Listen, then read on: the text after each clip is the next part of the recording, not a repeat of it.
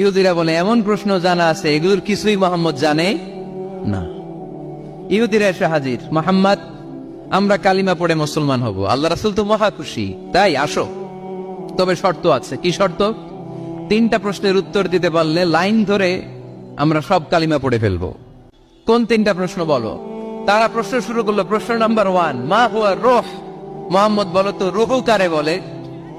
রূহ কি? রূহ কাকে বলে? আমাদেরকে একলা ফেলে যখন রূহ চলে যায় দেখে কোনো নাড়াচাড়া নাই। ইহুদিরা বলল প্রথম প্রশ্ন রূহ কারে বলে বলো। 2 নাম্বার প্রশ্ন মান হুম আসহাবুল কাহাফ। আসহাবে কাহাফ সম্পর্কে কি জানো? কি জানো বলো। গুহাবাসী, গুহাবাসীদের সম্পর্কে কি জানো? অনেক আগে তারা এসেছিল পৃথিবীতে। 3 নাম্বার প্রশ্ন মান হুয়া যুলকারনাইন। যুলকারনাইন সম্পর্কে কি জানো বলো। প্রশ্ন কয়টা? প্রথম প্রশ্ন কি সম্পর্কে? রূহ। দ্বিতীয় প্রশ্ন আসহাবে কাহাফ। তৃতীয় প্রশ্ন যুলকারনাইন। আল্লাহ রাসূল সাল্লাল্লাহু আলাইহি ওয়াসাল্লাম বললেন গাদান উজিবুকুম। তাফসীর ইবনে কাসিরে এসেছে, তিনি উত্তর দিলেন গাদান উজিবুকুম, আই উইল আনসার টুমরো। আগামীকাল উত্তর দিব।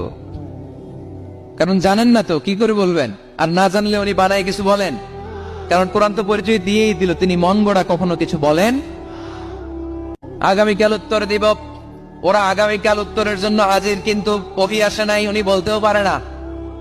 বিশ্বনবী আবার বললেন গদান উজিবুকুম, আগামীকাল দেব। তারপরের দিন ইহুদিরা এসে হাজির, বিশ্বনবী উত্তর করতে পারেন না। বিশ্বনবী আবার বললেন গদান উজিবুকুম, আগামীকাল বলে দেব। আগামীকাল ওরা এসে হাজির, তৃতীয় দিনও তিনি পারেন না। এসে হাসাহাসি শুরু করছে, এই মক্কার লোকেরা দেখো, এই লোকটা এতদিন তোমাদেরকে ভুল বুঝাইছে। এই লোকটা এতদিন বলেছে তিনি নবী। তিনি যদি নবী হতো তিনি তো প্রশ্নের উত্তর করতে পারতো, পারে না কেন? পারে না কেন? এটাই প্রমাণ করে তিনি নবী নয়। তিনি যদি পারত উত্তর দিয়ে দিত। আপনারা এদিকে তাকান কেন? ডানে কি অ্যাম্বুলেন্স যাচ্ছে, তো আপনাদের কি হয়েছে? আপনারা এদিকে তাকান। তিনি যদি জানতেন তাহলে তো উত্তর দিতেন, পারেন না কেন? 3 দিন 4 দিন, আহা, নবীও লজ্জায় অসহায়, উত্তর দিতে পারেন না। টানা 15 দিন, টানা কয় দিন ওহী আসে নাই, নবী উত্তরও দিতে পারে না। আল্লাহ রাসূল সাল্লাল্লাহু আলাইহি ওয়াসাল্লামের জন্য এত বিব্রতকর পরিস্থিতি আর কখনো ছিল না। তিনি বারবার বলতেছেন কালকে বলবো, কিন্তু উত্তর আসে না। এর কারণ নবী ইনশাআল্লাহ বলে নাই। কি বলে নাই? নবীর মাধ্যমে, আমার পেয়ারা নবীর মাধ্যমে আমাদেরকে শিখানোর জন্য আল্লাহ 15 দিন নবী নাজিল বন্ধ করলেন। চিল্লায় বলেন কয়দিন? এরপর আল্লাহ কোরআনের আয়াত নাজিল করলেন ওয়ালা তাকুলান্না লিশাইইন ইন্নী ফাইলুন যালিকা গাদা ইল্লা আইয়াশা আল্লাহ। নবী গো, ভবিষ্যতের কোন কাজের ব্যাপারে যদি কাউকে ওয়াদা দেন, ওয়াদা দেওয়ার আগে অবশ্যই ইনশাআল্লাহ বলে দিয়েন। নবীর মাধ্যমে আমরা শিখে গেলাম না?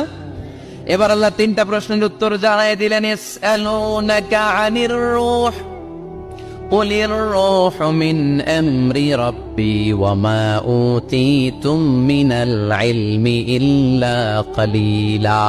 দ্বিতীয় উত্তর জানায় দিলেন আম হাসিবাতা আন্না আসহাবাল কাহফি ওয়ার রাকিব কানু মিন আয়াতিনা আজাবা।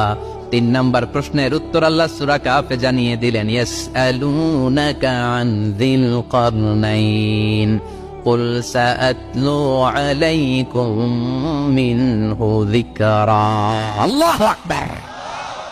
এবার নবী দাঁড়িয়ে গেলেন, বললেন কার কার উত্তর লাগবে আসো। রূহ হলো আল্লাহর আদেশ, আল্লাহর আদেশে ঢুকে আর আল্লাহর আদেশে বের হয়। আসহাবে কাফের 7 জন ছেলে ছিল, গুহার মধ্যে আল্লাহর ভয় ঢুকেছে। 309 বছর পরে আল্লাহ তাদেরকে আবার ঘুম থেকে জাগিয়েছে। যুলকারনাইন এমন একজন বাদশা, গোটা বিশ্বকে শাসন করেছে, তার শাসন ক্ষমতার কোনো কমতি ছিল না। সুবহানাল্লাহ, সুবহানাল্লাহ। তাহলে আমার নবী মন গড়া কথা বলে, তাই না? মন গড়া বলে? He was guided by wahi, he was guided by revelation. ওনার কাছে ওহী না আসলে, ওহী না নামলে তিনি কখনো কোনো কথা